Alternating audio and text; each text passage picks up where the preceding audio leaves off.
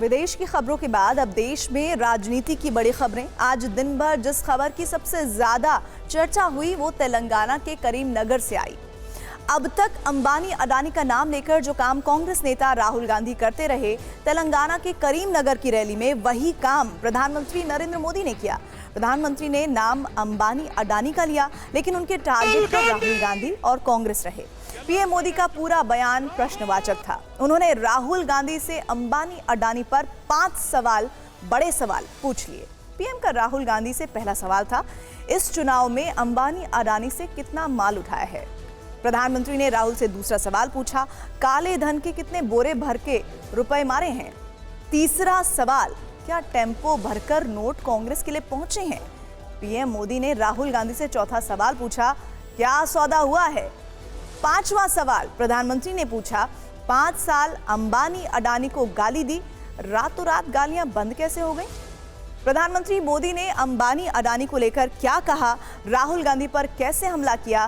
पहले आपको उनकी पूरी बात सुनाते हैं, फिर आपको बताएंगे कि इस पर दिन भर राजनीति कैसे हुई। मैं आज तेलंगाना की धरती से पूछना चाहता हूं,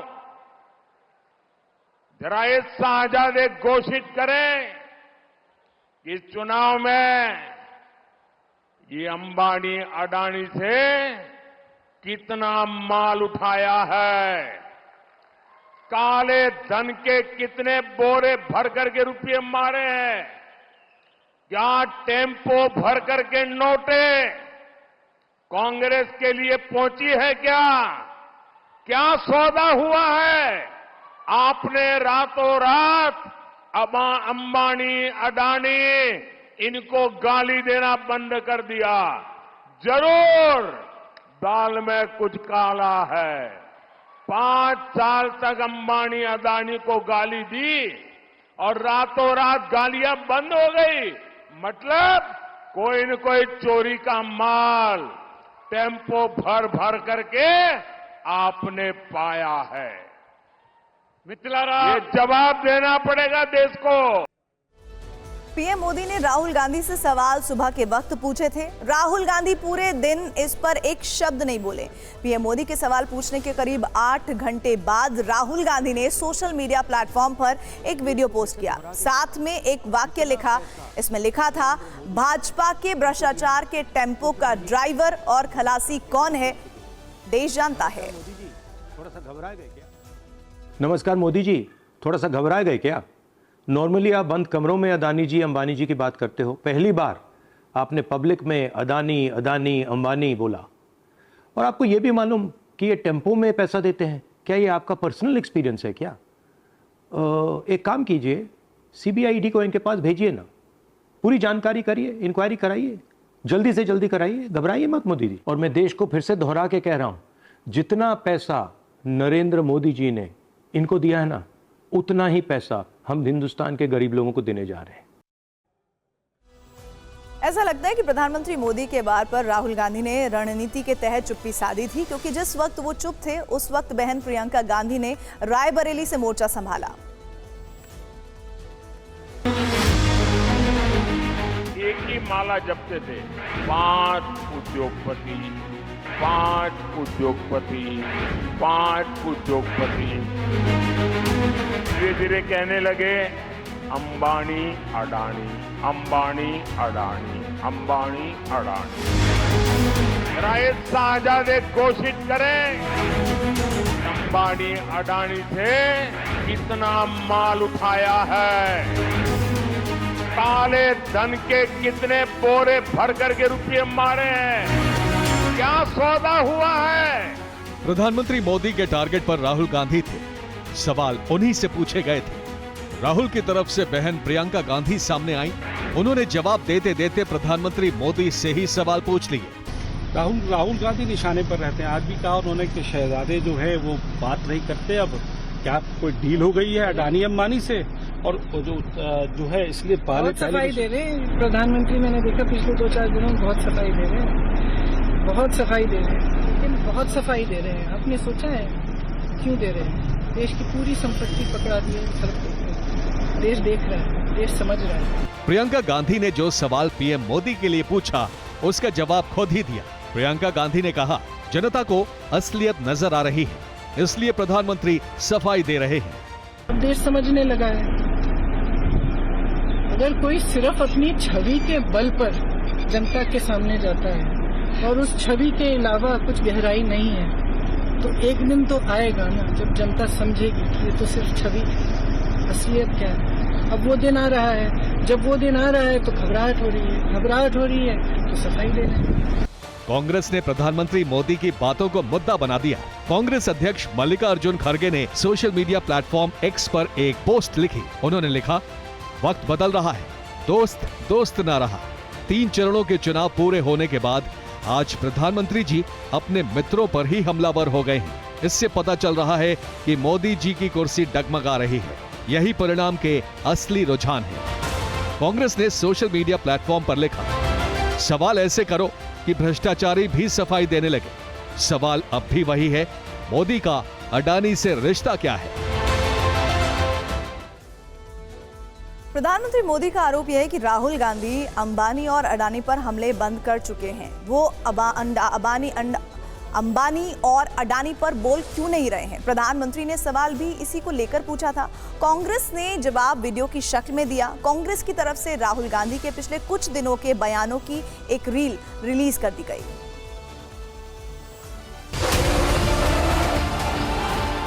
राहुल गांधी पर पीएम मोदी के हमले का जवाब कांग्रेस ने पूरी तैयारी के साथ दिया। प्रियंका गांधी ने रायबरेली में चुनाव प्रचार के दौरान प्रधानमंत्री के दावे पर पलटवार किया। इन्होंने आज कहा है कि राहुल जी अडानी अंबानी का नाम नहीं ले रहे हैं। अरे वाह, रोज तो लेते हैं, रोज हम इनकी सच्चाई आपके सामने इनका खुलासा करते हैं। रोज हम आपको कहते हैं कि बड़े खरबपतियों की इनके साथ गांठ है। थोड़ी देर बाद कांग्रेस नेताओं की पूरी फौज उतर आई। कांग्रेस प्रवक्ता पवन खेड़ा एक नंबर लेकर सामने आए। मैं आपको याद दिला दूं प्रधानमंत्री जी, 3 अप्रैल से अब तक राहुल गांधी जी 103 बार गौतम अडानी जी का नाम ले चुके हैं और 30 बार मुकेश अंबानी का नाम ले चुके हैं। प्रधानमंत्री मोदी को जवाब देने के लिए कांग्रेस ने अपने ऑफिशियल एक्स हैंडल पर राहुल गांधी के 5 बयान एक साथ पोस्ट कर दिए, जिसमें वो अडानी अंबानी का नाम ले रहे हैं। हिंदुस्तान का धन लेकर इन्होंने 22 लोगों के जेब में डाला। अडानी अंबानी इन लोगों के जेब में। हमने मनरेगा योजना दी, कहते हैं गरीबों को आलसी बना रहे हैं। किसान का कर्जा माफ होता है, कहते हैं देखो बिगाड़ दिया किसानों को। अडानी को लाखों करोड़ रुपए दिया जाता है, वो नहीं बिगड़ता। देश के सारे एयरपोर्ट, सारे पोर्ट्स, इंफ्रास्ट्रक्चर, डिफेंस इंडस्ट्री, सारी की सारी इन्होंने एक व्यक्ति को पकड़ा दी।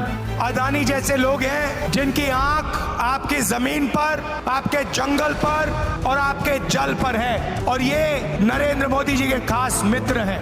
आपको निर्णय लेना है, या अडानी की सरकार बनानी है, मोदी की सरकार बनानी है, मोदी और अडानी जी की, या फिर किसानों की बनानी है, गरीबों की बनानी है। राहुल गांधी के अंबानी अडानी पर बयानों वाले वीडियो में तारीख भी बताई गई और वो राज्य भी जहां राहुल गांधी ने अंबानी और अडानी का नाम लिया था। जिस वक्त अंबानी अडानी वाले मुद्दे पर सियासी वार पलटवार किए जा रहे थे, कांग्रेस महासचिव प्रियंका गांधी रायबरेली में भाई राहुल गांधी को चुनावी जीत दिलाने के लिए कैंपेन कर रही थी। प्रियंका गांधी इन दिनों अमेठी और रायबरेली में ग्राउंड पर उतरी हुई हैं। इन दोनों सीटों पर 20 मई को वोटिंग होनी है। अमेठी और रायबरेली दोनों गांधी परिवार का गढ़ है और इसीलिए यहां जीत दर्ज करने के लिए प्रियंका गांधी ने खास प्लान बनाया है। वो 50 सभाएं करेंगी। हर विधानसभा में कम से कम 5 नुक्कड़ सभाएं होंगी।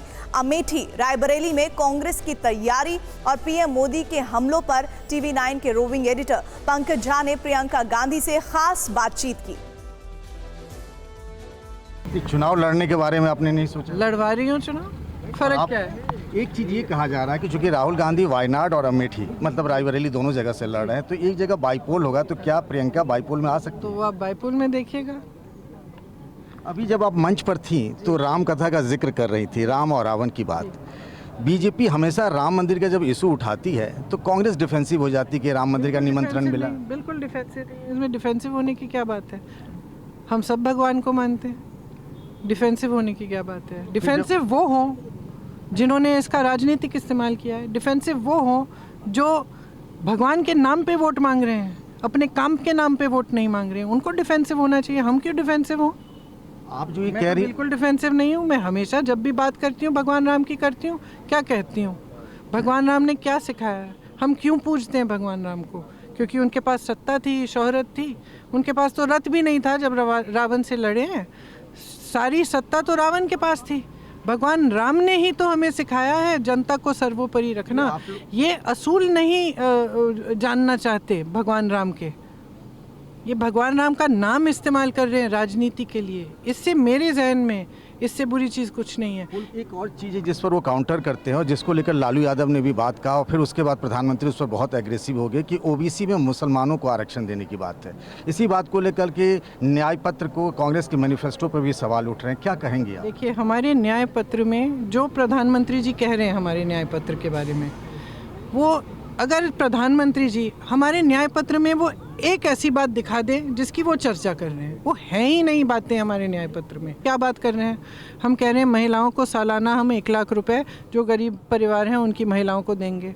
हम कह रहे हैं कि स्नातक पास को हम अप्रेंटिसशिप करवाएंगे। अब प्रधानमंत्री जी को ये बातें अच्छी नहीं लगती हैं, इसीलिए प्रधानमंत्री जानबूझ के अपने ही दिमाग में ये सोच साझ के पता नहीं क्या चीज़ें निकालते हैं कि ये ऐसा लिखा है मैनिफेस्टो में, जबकि लिखा ही नहीं है। जो लिखा है उस पर चर्चा करें। मैं चुनौती देती हूँ, चर्चा करें हमारे मैनिफेस्टो पे। जो असलियत है कि हम रोज़गार देंगे, इस पे डिबेट करें हमारे साथ, भैया के साथ डिबेट करें प्रधानमंत्री जी। मैं चुनौती देती हूँ। प्रियंका गांधी जी जान से प्रचार में जुटी हैं, लेकिन उन्हीं की पार्टी के सैम पित्रोदा के एक और वीडियो ने विवाद खड़ा कर दिया है। ये खबर हम आपको आगे दिखाएंगे। अभी इसी मामले में एक बड़ी खबर आई है।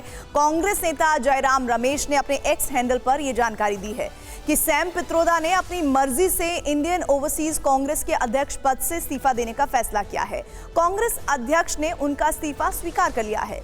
सैम पित्रोदा ने इस्तीफा क्यों दिया, लोकसभा चुनाव के चौथे चरण की वोटिंग से पहले उनका नाम सोशल मीडिया पर ट्रेंड क्यों करने लगा, ये जानने के लिए पहले आपको 14 सेकंड का उनका ये बयान सुनाते हैं, जिससे पूरे देश में सियासी खलबली मची है। We could hold country together as diverse as India, where people on east look like Chinese, people on west look like Arab, people on north look like, maybe white, and people in south look like Africa. Doesn't matter. We are all brothers and sisters. ये बातें Sam Pitroda ने एक अखबार को दिए interview में कही। दरअसल भारत के अलग अलग हिस्सों में रहने वाले लोगों की जिस तरह से उन्होंने तुलना की, उसने नए विवाद को हवा दे दी। उन्होंने कहा, दक्षिण भारत के लोग अफ्रीकी जैसे दिखते हैं, पूर्वी भारत के लोग चीनी लोगों की तरह दिखते हैं, पश्चिमी भारत के लोग अरब जैसे दिखते हैं और उत्तर भारत के लोग गोरे दिखते हैं। लेकिन इसी के बाद 15 दिन के अंदर ऐसा दूसरी बार हुआ जब उनका बयान भारत में चुनावी मुद्दा बन गया। सैम पित्रोदा के बयान पर प्रधानमंत्री ने प्रहार किया। वो आज तेलंगाना के करीमनगर में थे, जहां से उन्होंने इसी बहाने राहुल गांधी को टारगेट किया। आज शहजादे के फिलोसोफर ने इतनी बड़ी गाली दी है जिसने में गुस्सा भर दिया है। कोई मुझे बताइए, क्या मेरे देश में चमड़ी के रंग के आधार पर लोगों की योग्यता तय हो जी? क्या चमड़ी के रंग का खेल शहजादे को किसने इजाजत दी है? संविधान सर पे लेकर के नाचने वाले लोग चमड़ी के रंग के आधार पर मेरे देशवासियों का अपमान कर रहे हैं। शहजादे, आपको जवाब देना पड़ेगा। चमड़ी के रंग के आधार पर मेरे देशवासियों का अपमान मेरा देश सहन नहीं करेगा और मोदी तो कतई नहीं करेगा। सैम पित्रोदा पर सवाल प्रियंका गांधी से भी हुआ। उन्होंने कहा कि बीजेपी फिजूल के मुद्दे उठा रही है। किसी ने कहीं पर बैठे हुए अपनी कोई टिप्पणी कर दी और पूरे देश के मीडिया ने उस टिप्पणी को उठाकर ऐसे कर दिया जैसे कांग्रेस पार्टी के सबसे बड़े नेता कह रहे हों। आज देश में माहौल इस तरह का बना दिया है कि ये जो फिजूल की बातें हैं, चाहे उन्होंने की, चाहे हमने की, चाहे हमारी पार्टी के किसी नेता ने की या किसी अधिकारी ने कर दी, उन फिजूल की बातों को आप उठा रहे हो और पूरे देश में आप उसका ऐलान कर रहे हो। पता नहीं क्या फिजूल की बातें कर रहे हैं। प्रधानमंत्री जो फुल टॉस पे खेलते हैं ना, तो इन्हीं फिजूल की बातों पे फुल टॉस खेलते हैं। मैं उनको चैलेंज करती हूँ, आप फुल टॉस खेलिए रोजगार पे, फुल टॉस खेलिए महंगाई पे, फुल टॉस खेलिए महिलाओं पे जो अत्याचार हो रहा है और जो आप जो अत्याचार कर रहे हैं उनको बचा रहे हैं, उस पे खेलिए। प्रियंका गांधी ने सफाई दी, लेकिन सैम पित्रोदा ने बीजेपी को बैठे बिठाए मुद्दा दे दिया। आज दिन भर इस पर खूब बयानबाजी हुई। कांग्रेस सैम पित्रोदा की टिप्पणी से किनारा कर रही है, जबकि बीजेपी, कांग्रेस और राहुल गांधी दोनों पर हमलावर है।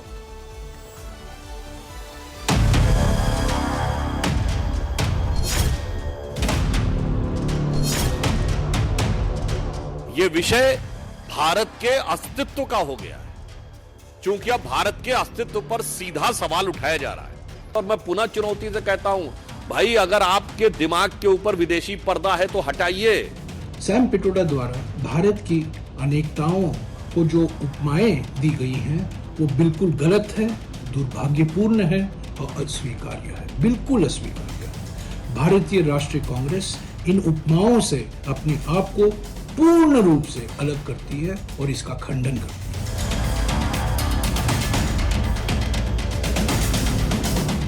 राहुल गांधी के एडवाइजर हैं। अब मैं समझ गया कि राहुल गांधी इस तरह से अनाप शनाप क्यों बोलते हैं, इस पर क्या टिप्पणी की जाए। ये हार की हताशा है, न हिंदुस्तान समझते हैं न देश की विरासत समझते हैं। सैम पित्रोदा के बयान का सवाल है, उस तरह के बयान का कहीं दूर दूर तक इंडिया गठबंधन का कोई भी व्यक्ति समर्थन नहीं करता। आज जो कांग्रेस नेता के मुख से शब्द प्रस्फुटित हुए वो अपने आप में न सिर्फ निंदनीय है, लेकिन वो कहीं न कहीं राहुल गांधी की, गांधी परिवार की, हमारे राष्ट्र के प्रति सोच को दर्शाता है। आज जिस बयान पर दिन भर विवाद हुआ, प्रधानमंत्री से लेकर प्रियंका गांधी तक बोली, आरोप प्रत्यारोप का लंबा दौर चला, उसका संदर्भ आपको बताते हैं। दरअसल सैम पित्रोदा भारत के लोकतंत्र की ताकत और विविधता का उदाहरण दे रहे थे। आपको उनका 30 सेकंड का पूरा बयान सुनाते हैं। We are a shining example of democracy in the world. We have survived 70 years, 75 years in a very happy environment where people could live together, leaving aside few fights here and there. We could hold country together as diverse as India, where people on East look like Chinese, people on West look like Arab, people on North look like, maybe white, and people in South look like Africa. Doesn't matter. We are all brothers and sisters. Sam Pitroda के बयान का संदर्भ चाहे जो हो, लेकिन उनके बोल चुनाव में कांग्रेस के लिए बार बार मुसीबत बनते रहे हैं। इससे पहले 23 अप्रैल यानी दूसरे चरण की वोटिंग से पहले सैम पित्रोदा ने विरासत टैक्स लगाने की बात कही थी। मई 2019 में उन्होंने सिख विरोधी दंगों पर कहा था, हुआ तो हुआ। मार्च 2019 में पुलवामा हमले के सबूत मांगे थे। जून 2023 में कहा था कि बेरोजगारी, महंगाई, शिक्षा और स्वास्थ्य का समाधान मंदिर नहीं है। विवाद सिर्फ सैम पित्रोदा के बयान पर नहीं हो रहा। कल तीसरे राउंड की वोटिंग हुई। यूपी की 10 लोकसभा सीटों पर वोट डाले गए, जिसमें मुस्लिम बहुल संभल और समाजवादी पार्टी के पकड़ वाले मैनपुरी, बदायूं और आगरा सीट भी शामिल है। लेकिन कल हुई वोटिंग को लेकर समाजवादी पार्टी ने यूपी पुलिस और लोकल एडमिनिस्ट्रेशन पर गंभीर आरोप लगाए। खास तौर पर संभल सीट को लेकर समाजवादी पार्टी की तरफ से कई वीडियो शेयर किए गए। समाजवादी पार्टी के संभल उम्मीदवार ने पुलिस को लेकर शिकायत की। कहा, पुलिस वाले मुस्लिम वोटर को मतदान से रोक रहे थे। क्या है ये पूरा मामला, ये रिपोर्ट देखिए। ये संभल लोकसभा क्षेत्र की असमोली विधानसभा के ओबरी गांव की तस्वीरें हैं। तस्वीरें कल की है, जब संभल में वोट डाले जा रहे थे। स्थानीय लोगों का आरोप है कि पुलिस ने उन्हें वोट डालने से रोका। पुलिस ने लाठियां चलाकर वोटर्स को पोलिंग सेंटर से भगा दिया।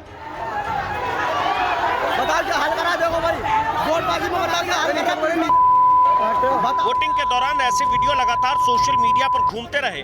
आरोप है कि पुलिस के लाठीचार्ज में कुछ लोग घायल हो गए। हालांकि इस वीडियो पर संभल पुलिस ने सोशल मीडिया प्लेटफॉर्म एक्स पर अपना पक्ष रखा। वीडियो बनाओ। अस्पताल। संभल पुलिस की तरफ से कहा गया, ज्यादा गर्मी होने की वजह से तबीयत खराब होने के कारण एक बुजुर्ग व्यक्ति गिर गए थे, जिन्हें उपचार के लिए अस्पताल पहुंचाया गया है। पुलिस द्वारा मारपीट करने के आरोप असत्य और निराधार है। संभल सीट से समाजवादी पार्टी के उम्मीदवार हैं जियाउर रहमान बर्क। उन्हें खबर मिली तो वो इलाके में पहुंचे। पुलिस से उनकी बहस के वीडियो भी वायरल है। चौकी इंचार्ज और सीओ संभल पूरी तरह से पार्टी बन के काम कर रहे हैं यहाँ पर। आप में एडीएम साहब से जियाउर रहमान बर्क ने आरोप लगाया कि पुलिस ने लोगों को वोट डालने से रोका। सरकारी अधिकारी जो बीएलओ है उनके बस्ते छीन लिए गए। उनकी वीडियो अगर आपका हो, अभी आधार छीना पड़ा है। ये लड़के हैं, देखिए इनके आधार कार्ड छीन लिए गए। ये ज्यादती हो रहा है। समाजवादी पार्टी ने पुलिस और प्रशासन पर वोटर्स को रोकने के आरोप मैनपुरी, बदायूं और आगरा में भी लगाए। कल जिस वक्त वोटिंग चल रही थी, समाजवादी पार्टी के नेता लगातार इस तरह के आरोप लगाते रहे। हालांकि पुलिस ने सभी आरोपों को गलत बताया। ये रिपोर्ट देखिए।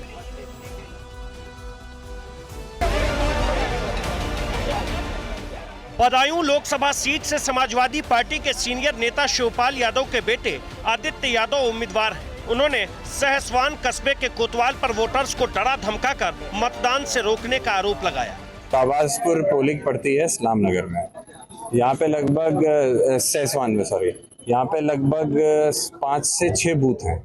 उन सभी के 13,000 वोट हैं। और यहाँ पे जो बस्ता समाजवादी पार्टी का लगा था, पहले तो 2-3 बार उसको खिसकाते लगभग 300 मीटर ले आए। हमने कुछ नहीं कहा, लेकिन अब यहाँ पे कोतवाल साहब ने आकर बस्ते पे पानी फेंक दिया, सारी स्लिपें फेंक दी, आपके सामने है। आरोप शिवपाल यादव ने भी लगाए। उन्होंने कहा, पुलिस अधिकारी और जिला प्रशासन के अफसर वोटर्स को रोक रहे हैं। उनको ये पता नहीं है कि सरकारें बदलती हैं। पर्चा छीड़ करके पुलिस अधिकारियों ने बदायूं से लेकर के यहाँ मैनपुरी और खासकर हमारे जसवंत नगर में परसेंटेज बोर्ड बढ़ने नहीं दे रहे हैं। आजमगढ़ से समाजवादी पार्टी के उम्मीदवार धर्मेंद्र यादव ने आरोप लगाया कि मैनपुरी में भी गड़बड़ी की कोशिश हो रही है। मैंने कल भी कहा था कि मैनपुरी में बीजेपी के लोग गुंडई कराना चाहते हैं, और आज भी मैं कह रहा हूँ, जिस गुंडे को वहाँ के उम्मीदवार ने गृह मंत्री से मिलवाया था, आज ओरल मंडल की पोलिंग पे दलित पिछड़ों की वहाँ पिटाई हो रही है। आप जाके चेक कर सकते हैं। मैं समाजवादी पार्टी ने आगरा लोकसभा के आगरा कैंट में बूथ संख्या 319 में गड़बड़ी को लेकर शिकायत की। समाजवादी पार्टी ने पुलिस पर आरोप लगाया कि मुस्लिम मतदाताओं को धमकाकर वोट डालने से रोका जा रहा है। जवाब में आगरा पुलिस ने सोशल मीडिया पर पोस्ट लिखकर आरोपों को गलत बताया। आगरा पुलिस ने लिखा, थाना ताजगंज क्षेत्र के बूथ संख्या 319 पर मतदान सकुशल चल रहा है। पुलिस द्वारा किसी भी मतदाता को वोट डालने से नहीं रोका गया है। आगरा पुलिस द्वारा आरोप का पूरी तरह खंडन किया जाता है। कृपया भ्रामक खबर न फैलाएं। सरासर झूठी शिकायत है। किसी भी मतदाता को वोट डालने से पुलिस द्वारा नहीं रोका जा रहा है। अगली खबर का रुख करते हैं, जो हवाई यात्रियों की फिक्र से जुड़ी हुई है। अगर आपने भी एयर इंडिया एक्सप्रेस एयरलाइंस की फ्लाइट बुकिंग की है तो आपके लिए ये खबर देखना जरूरी है। टाटा ग्रुप की विस्तारा एयरलाइंस वाली स्क्रिप्ट समूह की दूसरी एयरलाइंस एयर इंडिया एक्सप्रेस में दोहराई गई है। वही कहानी, वही डायलॉग, सब कुछ जैसे कॉपी पेस्ट। इसी साल मार्च अप्रैल में विस्तारा के पायलट्स अचानक छुट्टी पर चले गए थे। इस बार सैकड़ों की संख्या में एयर इंडिया एक्सप्रेस के क्रू मेंबर्स सामूहिक रूप से बीमारी की छुट्टी यानी मां सिक लीव पर चले गए। अचानक 100 से ज्यादा सीनियर क्रू मेंबर्स ने सिक लीव क्यों ली, ये आपको बताएंगे, लेकिन पहले बताते हैं कि इसकी वजह से एक के बाद एक अचानक एयरलाइंस की 90 से ज्यादा फ्लाइट्स प्रभावित हुई, जिससे यात्रियों को खासी दिक्कतों का सामना करना पड़ा।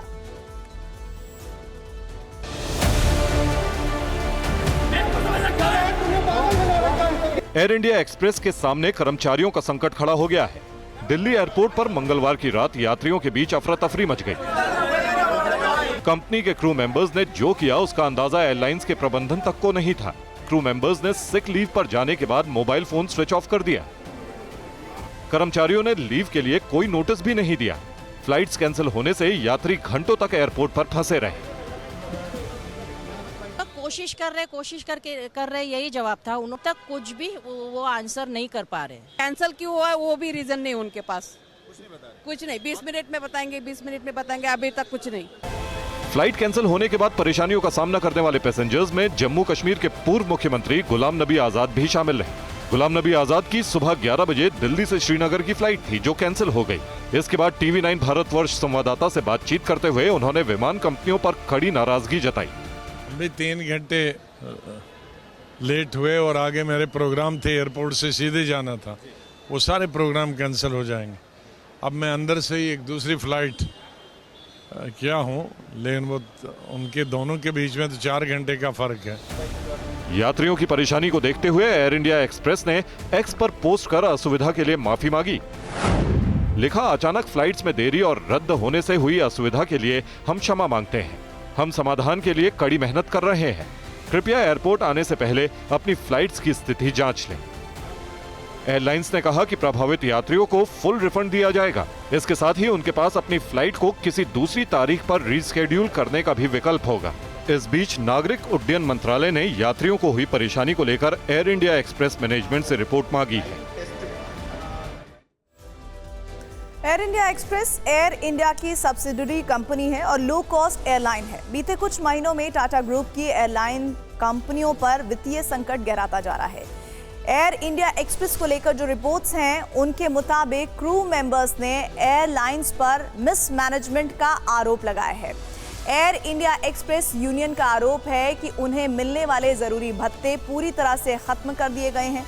Air India express union HR policy में किए गए बदलावों से नाराज है। Tata group air India express और AIX कनेक्ट, जो कि पहले एयर एशिया इंडिया थी, का विलय करना चाहता है, जिससे कर्मचारी गुस्से में हैं।